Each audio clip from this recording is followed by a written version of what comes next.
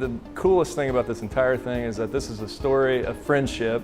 Joe Journeyman and all of his buddies traveling the country, his very best friends, but it was created literally by two friends. I remember being just unbelievably talented. We were the exact opposite. I mean, we couldn't have been more different. I was the jock, he was the artist, but I always looked up to him. I just remember Jed always being very passionate about his art from the moment I could remember him, carrying around his artwork, always wanting to share that. From the day he came in, I could see miracles happen. During a person's career, especially as long as mine was, you might get that student, if you're lucky, one time. It just seemed like what he could do in a day, it would take most kids to do in a week. We did an exercise one time of circles, and then you were to try to turn it into something. And when he was done, it was unbelievable how everything tied together. What a lot of junior high kids don't see and understand is how to create depth on a flat plane. And at an early age, he could do that.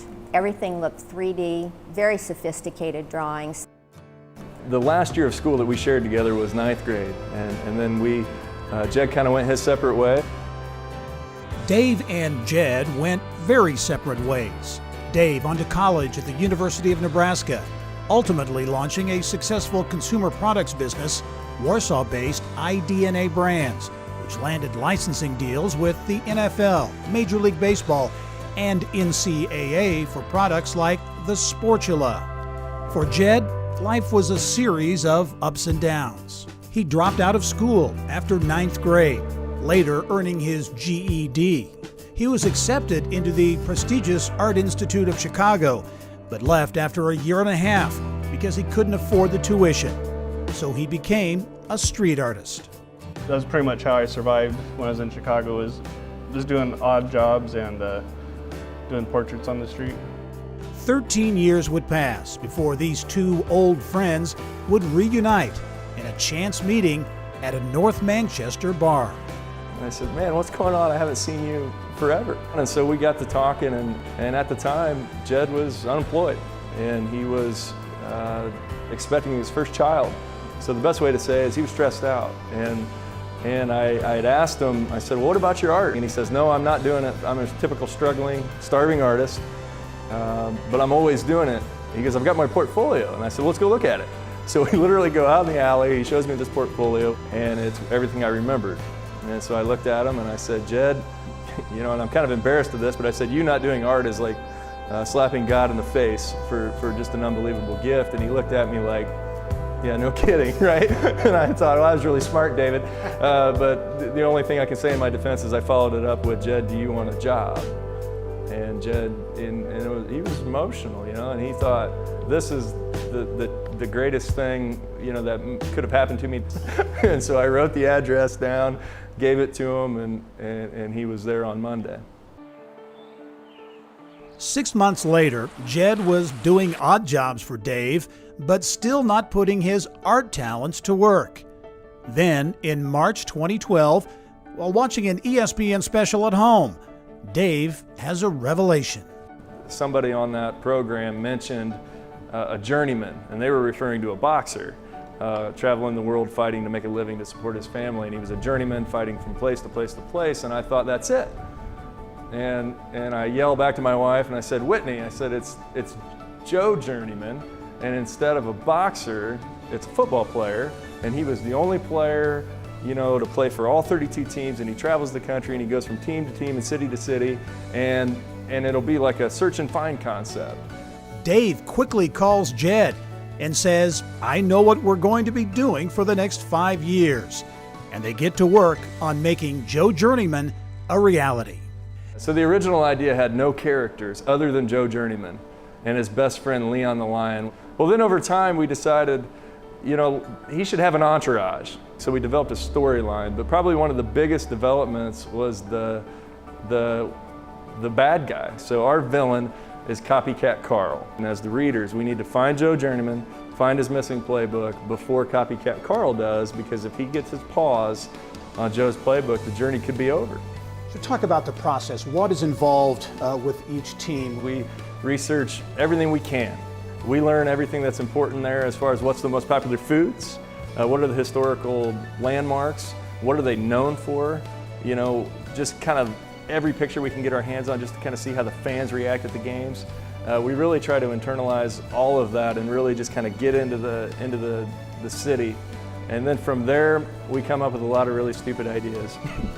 We like to say they're literal translations of everyday things or everyday expressions that'll make you laugh out loud. So for example, we sit right there at this table behind you, Gary, and we come up with, I remember one very clearly, catfishing. And Jed says, I get it, that's hilarious. He goes, a catfish, like the catfish that you get out of the lake, fishing. I said, that's exactly right. And so it starts with those ideas, we write them down on a list, and then we get together over lunch, we finalize that list. Jed literally sketches it out in front of my eyes and says, this is what you're talking about? And I said, yes, but that's way cooler than what I had in my head.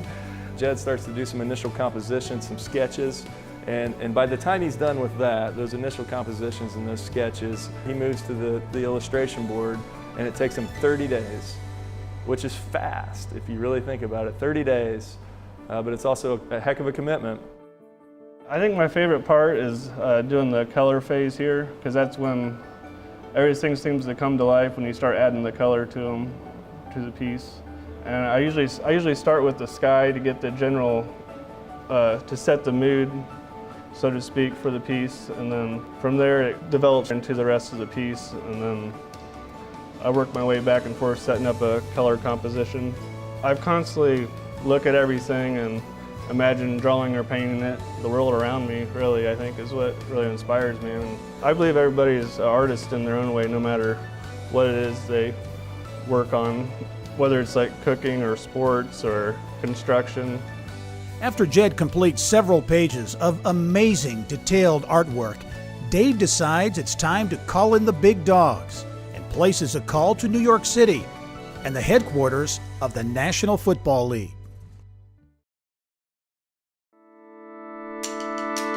So I called up our main contact in the NFL and I said, Jennifer, I've got a new idea that we've been working on. And I said, well, it's a children's concept. And she's thinking, how do you go from a hamburger flipper to a children's concept? But okay, we had done pretty well with the Sports Chiller products, and I think earned their respect and their trust that we were going to come to them with something good. So she agreed to that meeting. And so I told Jed, I said, all right, Jed, we're going to New York. And I said, the first thing we're going to do is we're going to go buy you a suit. and so we got Jed in front of them and just explained the concept to them, and they loved it. One of the things that Jed said during that meeting, and I thought it was so awesome, is somebody said, explain the process. And he says, well, by the time I get to the illustration board, I've already got 95% of it done in my head. And we hadn't practiced that comment, right? So we'd really rehearsed this, and I went, yeah, Jed, attaboy. And it just blew their minds, blew my mind. This game is really fun, even though I don't like football. Well, one of the things we told the NFL, and I really believe this with all my heart, I feel that Joe Journeyman is capable of doing for kids what fantasy football has done for adults. Based on the research we've done, in some of the classrooms we've visited, we think that this product can make kids a fan of the whole league at a much younger age. So before Madden, before fantasy football, there's Joe Journeyman. With a coveted NFL licensing agreement, Dave, Jed, and an iDNA team that includes illustrators and animators are feverishly working on Volume 1 of Joe Journeyman, which will feature 16 NFL teams, including the Indianapolis Colts. Volume 2, to be released in 2016, will feature 16 more teams, a labor of love that Dave calls much more than a book. Joe Journeyman is a product for kids, benefiting kids. We've committed 10% of our net profit to 2 different places. Joe's Kids, which is a local 501c3 nonprofit right here in Warsaw, Indiana. We have 1 location right now that serves kids with special needs.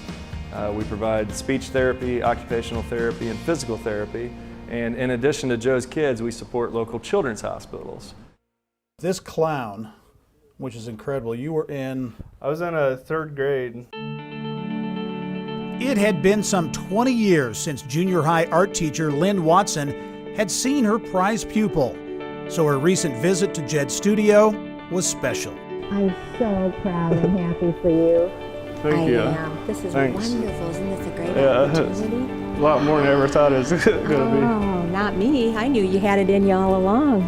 I'm actually not very good at search and finds as far as finding stuff in it, believe it or not.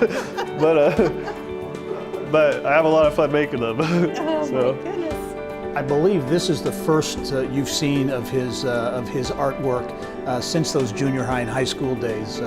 What are your thoughts? What do you think about his work? I was blown away. Second of all, I knew he could do it. I always felt that he had a divine gift, and it would just take the right people at the right time to understand that and work with him. Well, I'd like to cry out of being so pleased and so proud and know that Jed has finally gotten his due. For David to walk in and to see him again and reignite their friendship, because this is nothing but what Jed deserves. I'm just so damn proud of him, you know, I would describe Jed as the hardest working person that I've ever met. I mean, he's in here at untold hours, but I've never asked him to stay late. He does it because he loves it. This turned out to be like way more than I ever imagined at the beginning, and I'm grateful to David and the rest of the people at iDNA Brands for all the hard work they put into to make this all possible. To me, it's all about putting something out there that can inspire other people to pursue and follow their dreams too. I will never stop believing that this young man is divinely inspired. At the end of the day, I probably learned more from him than he learned from me.